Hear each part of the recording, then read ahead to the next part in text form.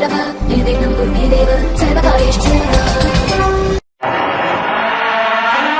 होती है तो हम एक दिया जला लेते हैं और उस रोशनी में खुद को महफूज समझते हैं, मगर उस रोशनी के करीब जो अंधेरा है वो अपने अंदर बहुत सारी कहानियां समेटे हुए है और इन्हीं कहानियों को आपको लेकर आता है रात के अंधेरे में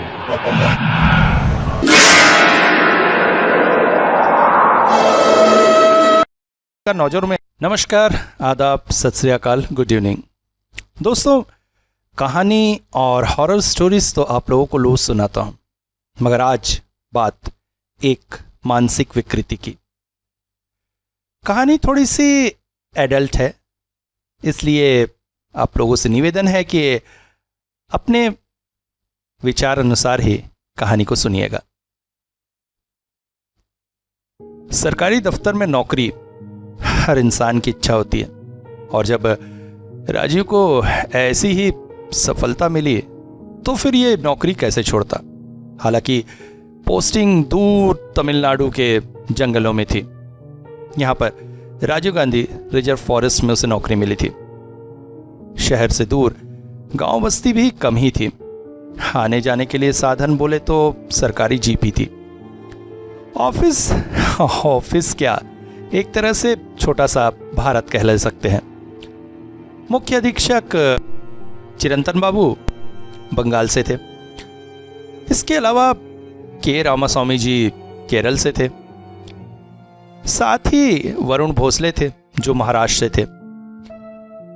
रमेश उत्तर प्रदेश से, तो वहीं गिरिराज गोयल गुड़गांव से थे और राजीव छत्तीसगढ़ से। तो इस तरह से एक छोटा मोटा भारत यहां तैयार हो गया था। पर परिस्थितियां जैसी भी हो अच्छी थी। एक दो दिन तक होटल में खाने के बाद राजीव की हालत थोड़ी सी खराब होने लगी। तभी चिरंतन बाबू ने उसकी मुलाकात गोपाल से करा दी। गोपाल मुख्यतः उड़ीसा से था, मगर गरीब था बेचारा। नौकरी की तलाश में इतनी दूर तक आया था। गोपाल खाना बहुत अच्छा पका लेता था। चिरंतन बाबू की सिफारिश पर ही राजीव ने उसे अपने यहाँ रख लिया था। वैसे गोपाल की पाक कला सचमुच ही बहुत अच्छी थी। अब एक तरफ से तो राजीव निश्चिंत था कि चलो इस सुदूर क्षेत्र में नारियल तेल से बना भोजन खाने से अच्छा है कुछ अच्छा खाने को मिल रहा। उस दिन शाम को राजीव अपनी मंगेतर अलका को फोन कर रहा था। अलका, तुम भी आ जाओ ना, बड़ा अच्छा लगेगा। पागल हो गए राजीव, वैसे तुम्हारी एक परेशानी तो मिट गई भाई। अब तुम्हारी पेट पूजा तो अच्छी हो रही। हाँ ठीक है, मगर अलका तुम्हारी कमी कोई पूरी नहीं कर सकता। आऊंगी राजीव बहुत जल्दी, बस 3 ही महीने तो बचे हैं मेरी प्रैक्टिस को। उसके बाद तो ओफ कैसे बीतेंगे ये 3 महीने। राजीव की मंगेतर अलका साइकाइट्रिस्ट है और एक डॉक्टर के अंदर में प्रैक्टिस कर रही है। 3 महीने बाद ही उसे सर्टिफिकेट मिल जाएगा और फिर वो अपना हॉस्पिटल खोल सकेगी। अरे नहीं, इसे प्रेम कहानी समझने की भूल मत कीजिए, क्योंकि आगे आपके लिए एक बहुत ही आश्चर्यजनक घटना है। तो कहानी को पूरी जरूर सुनिएगा। उस दिन अचानक चिरंतन बाबू ऑफिस में आते ही बोले, राजीव एक प्रॉब्लम हो गया है। वो जो पालतू पशु हम लोग रख रहा है पिंजरा में, उनमें से कुछ गायब हो रहा है। फॉरेस्ट गार्ड लोग हमको बताया। सुनकर राजीव थोड़े आश्चर्यचकित हुआ। मगर कैसे सर? वैसे तो वो पिंजरों में रहते हैं, सीसीटीवी कैमरे भी लगे रहते हैं, फिर वही तो प्रॉब्लम है। सीसीटीवी कैमरा में ऐसा कुछ खात नहीं है, मगर जानवर गायब हो रहा है। आपको क्या लगता है? हमको तो लगता है वो छेछड़ा जो शिकारी है उनका दौल का ही काम है, पर वो लोग तो बड़े जानवरों का शिकार कर सकते हैं। फिर हाँ, मगर बड़ा जानवर का शिकार करने से फॉरेस्ट गार्ड का नजर में आ जाएगा। ऐसा छोटा जानवर लोग का पाचार करने में आसानी है। तो क्या करेंगे सर? मैंने शहर से पुलिस को बुलाया है, देखते हैं क्या होता है। अगले दिन राजीव जैसे ही 10 बजे ऑफिस पहुंचे, ऑफिस में सिर्फ रामास्वामी और गोयल ही थे। वैसे यहाँ पर सफारी की 2 ट्रिप होती है, एक सवेरे 5 बजे और दूसरी शाम को 3 बजे। सवेरे की ट्रिप में 2 लोग ही रहते हैं, बाकी ऑफिस का काम और टिकट की बिक्री के लिए बाकी सारे लोग इकट्ठा होते हैं। राजीव को आज कुछ ऑफिस में काम था, इसीलिए वो जल्दी आया था। अचानक ही चिरंतन बाबू आए। अभी पुलिस आने वाला है, आप लोग शॉप यहाँ पे रहिएगा। सभी वहाँ पे उपस्थित थे। तभी एक जीप ऑफिस के सामने आकर रुकी। जीप से डेनिम की जीन्स और काली शर्ट पहने हुए एक प्रभावशाली व्यक्तित्व का युवक उतरा। मेरा नाम मैनाक है, इंस्पेक्टर मैनाक। आप लोगों की केस की तफ्तीश के लिए ही मैं यहाँ आया हूँ। ओह, आइए आइए। पहले मैं आप लोगों से कुछ सवाल करना चाहूँगा। जी कहिए। कब से ये सब हो रहा है? पहले ऐसा कुछ नहीं था, मगर अचानक ही हालांकि चिरंतन बाबू की भाषा उन्हें थोड़ी तकलीफ दे रही थी। इस पर राजीव बोला, एक्सक्यूज मी सर, असली में हम यहाँ पर पालतू पशुओं को रखते हैं ताकि उन्हें जंगल में छोड़ दिया जाए और जंगली जानवर वास्तविक जंगल के परिवेश में ही रहें। अपना शिकार करके खाने में उनकी जो जंगल के परिवेश का स्वभाव है वो नहीं मिटता है, इसीलिए ऐसा किया जाता है। हालांकि अभी तक तो सब कुछ ठीक था, मगर आप लोगों को किसी पर शक? मैनाक बाबू के लिए ये बात अच्छी हुई क्योंकि राजीव फ्लुएंटली इंग्लिश बोल सकता था और साथ ही हिंदी भी। वैसे इस क्षेत्र में हिंदी भाषी व्यक्ति का मिलना सच में थोड़ी सी अच्छाई ही है। शक तो हम लोगों को यहाँ के कुछ शिकारी दलों पर है। ये लोग जानवरों का शिकार करते हैं और उनके मांस और चमड़े के साथ साथ अंगों का भी व्यापार करते हैं। तो आप लोगों के कैमरे में ऐसी कोई बात नहीं आई? नहीं सर। ठीक है, हम इस पर तफ्तीश करेंगे और हाँ, आप लोगों की भी सहायता की हमें ज़रूरत पड़ेगी। हम लोग हर तरह की आपको सहायता देंगे सर। उस दिन रात के करीब राजीव अपने क्वार्टर में गया। गोपाल आकर बोला, बाबू खाना खाई लो। हाँ गोपाल, तुम भी खा लो। ना है, आज हम नहीं खाऊं। क्यों, क्या हुआ? आज हमार शरीर थोड़ा खराब लगता। ओ, चलो डॉक्टर को दिखा लो।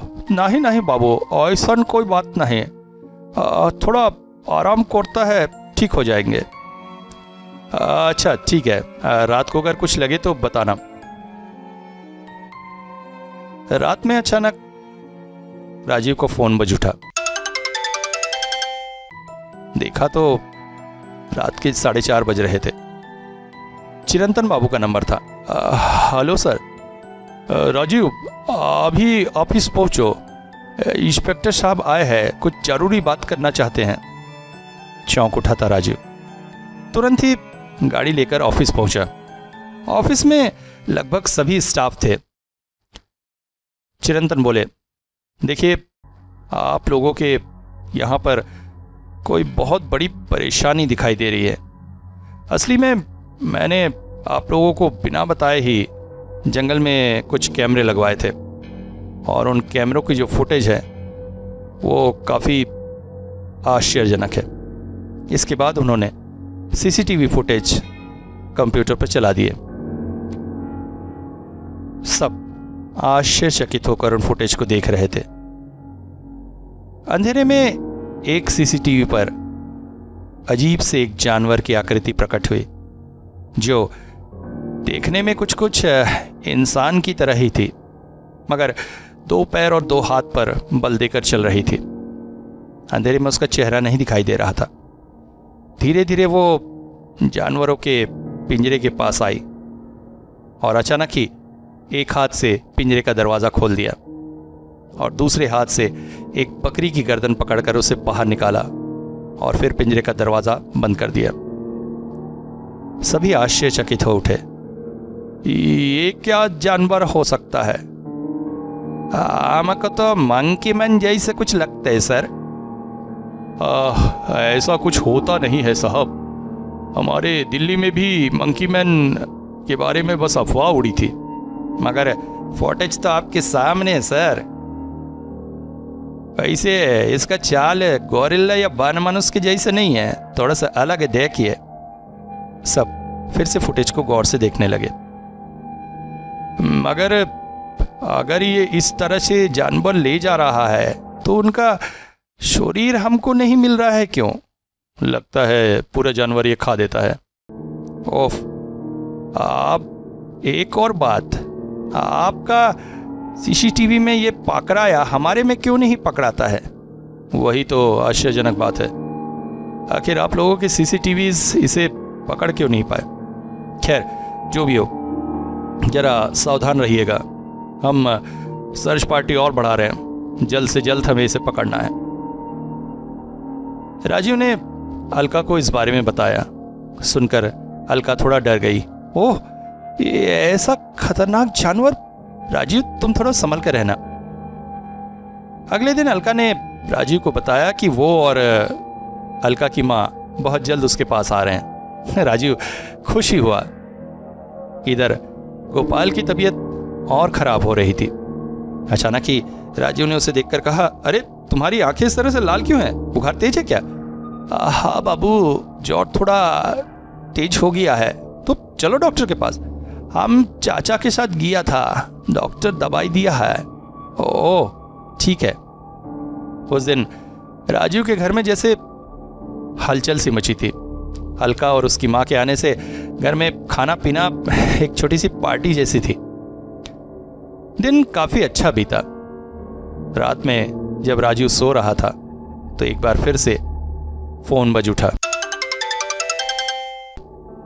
घड़ी की तरफ देखा तो रात के 12:30 बज रहे थे। इस बार मैनाक बाबू का नंबर था। राजू बाबू, जल्दी से ऑफिस पहुंचिए। बाकी स्टाफ को भी मैंने बताया, वो जानवर आपके ऑफिस के अंदर है। क्या? Oh my God! राजू तुरंत ही उठा और ऑफिस के लिए निकलने लगा, मगर अलका ने उसे अकेले जाने नहीं दिया। अभी तो वो भी जीप में उसके साथ बैठ गई। दोनों जैसे ही ऑफिस से कुछ ही दूरी पर पहुंचे थे, वहां सब लोग खड़े हुए दिखाई दिए। मैनाक ने तुरंत ही गाड़ी बंद करवा दी और कहा, देखिए, हम सब बड़ी सावधानी से ऑफिस की तरफ जाएंगे। कोई भी लाइट नहीं जलाएगा और किसी तरह की आवाज़ नहीं करेगा, और सब हाथों में ये डंडा पकड़िए। वो अपने साथ काफ़ी मोटे मोटे डंडे लेकर आया था। मौका मिलते ही उस जानवर पर हमें हमला करना है। आज उसे बिना पकड़े हम जाने नहीं देंगे। सब दबे पांव धीरे धीरे ऑफिस की तरफ बढ़ने लगे। ऑफिस का दरवाजा खोल के जैसे ही वे अंदर पहुंचे, चांद की हल्की रोशनी में सामने का दृश्य देखकर वो आश्चर्यचकित हो गए। ऑफिस के एक कोने में वो जानवर बकरी के साथ खड़ा था, मगर बकरी को मारने के बजाय वो उसके साथ शारीरिक संबंध बनाने में मत्त था। कोई सामान्य तरीका नहीं, अपितु बेहद घिनौना और पाश्विक। सब एक पल को चौंक उठे थे। ये कैसा जानवर और ये क्या हो रहा है? तभी मैनाक बाबू झपट पड़े उस पर और लाठी का एक जोरदार वार जानवर के सर पे कर दिया, और सबकी आंख और कानों को आश्चर्यचकित करते हुए वो इंसानी आवाज में चीख कर जमीन पर गिर पड़ा। कमरे की लाइट जलाने के बाद सामने का दृश्य और अधिक आश्चर्यजनक था। जमीन पर गोपाल बेहोश पड़ा हुआ था, एक गोरिल्ला की कॉस्ट्यूम पहने हुए। सब बेहद आश्चर्यचकित थे। तभी अचानक अलका बोल पड़ी, सर, मुझे लगता है इसे प्रॉपर साइकिक ट्रीटमेंट की ज़रूरत है। मैं रिकमेंड करूंगी इसे शहर ले जाने के लिए। वहाँ पर मेरे साथ प्रोफेसर सरबजीत है, हम इसे वहाँ दिखा सकते हैं। वो फेमस साइकेट्रिस्ट सरबजीत? जी हाँ, मुझे लगता है इस व्यक्ति को प्रॉपर साइकिक ट्रीटमेंट की ज़रूरत है। ये एक तरह का मानसिक रोगी है। सब इस बात पर आश्चर्यचकित थे। गोपाल को बेहोशी का इंजेक्शन देकर बेहोश रखा गया था और तुरंत ही फ्लाइट के इंतजाम किया गया था। हालांकि एक दो लोगों के जाने से होता, मगर केस ऐसा था कि सब अपनी उत्तेजना नहीं रोक पा रहे थे और सब गोपाल की इस पाशविक कृत्य के बारे में जानने को उत्तेजित थे। अतः सभी एक साथ शहर को रवाना हुए। गोपाल को पहले डॉक्टर के पास भेजा गया, जहां पर उसकी खून इत्यादि की जांच और काफी सारे टेस्ट और कुछ हिप्नोटिज्म सेशन के बाद वे सभी डॉक्टर के कमरे में उपस्थित थे। कमरे की चुप्पी को तोड़ते हुए डॉक्टर बोले, मुझे पता है आप लोग सब आश्चर्यचकित हो रहे होंगे कि आखिर गोपाल ये सब क्या कर रहा था। तो मैं बता दूं, इसमें कोई आश्चर्य नहीं। हालांकि 100 में से एक व्यक्ति ही ऐसा होता है, मगर गोपाल एक मानसिक रोग का शिकार है जिसे हम जूफोबिया कहते हैं। ऐसे मानसिक रोगी जानवरों के साथ शारीरिक संबंध बनाने में इंटरेस्टेड होते हैं। हालांकि ये एक तरह का अलग ही बीमारी है, क्योंकि आप लोगों ने इसके बारे में और भी सुना होगा कि पशुओं के साथ शारीरिक संबंध कुछ लोग बनाते अवश्य हैं, मगर जिस तरह की पाशविकता ये लोग करते हैं ऐसा उन लोगों में नहीं पाया जाता है। पौराणिक काल से ही इसके बारे में हमें जानकारी मिलती है। खजुराहो के मंदिर में जो चित्र बने हुए हैं उनमें से कुछ में पशुओं के साथ भी मैथुन करते हुए चित्र पाया जाता है। इसके अलावा बाइबल और हिंदू धर्म ग्रंथों में इस क्रिया को महापाप कहा गया है। मिस्र की सभ्यता में भी इस तरह के यौन उपचारों की व्याख्या मिलती है। मतलब प्राचीन काल से ही मनुष्य इन सब में रत रहा है। वैसे देखा जाए तो जिस समय मनुष्य सभ्यता से दूर बिना वस्त्रों के रहता था, तब भी वो इस तरह की क्रियाएं करता था और अपनी यौन संतुष्टि प्राप्त करता था। मगर धीरे धीरे वो सभ्य हुआ और इस तरह के कार्यों को घृणित माना जाने लगा। मगर समाज में ऐसी चीजें फैली अवश्य रहती है। मैंने हिप्नोटिज्म सेशन में गोपाल के बारे में जानने की कोशिश की तो पता चला उसके पिता उसकी माँ पर काफी अत्याचार करते थे और इनमें यौन अत्याचार भी था। गोपाल ने बचपन से ये सब झेला और उसकी माँ की मौत भी प्राइवेट पार्ट से बहुत ज्यादा ब्लीडिंग हो जाने के कारण ही हुई थी। गोपाल के मन में ये बात बचपन से घर कर गई थी, पर उसने बजाय इसकी नफरत करने के इसको अपने परिवार का एक चलन समझ लिया। युवावस्था में उसका एक लड़की के साथ अफेयर हुआ।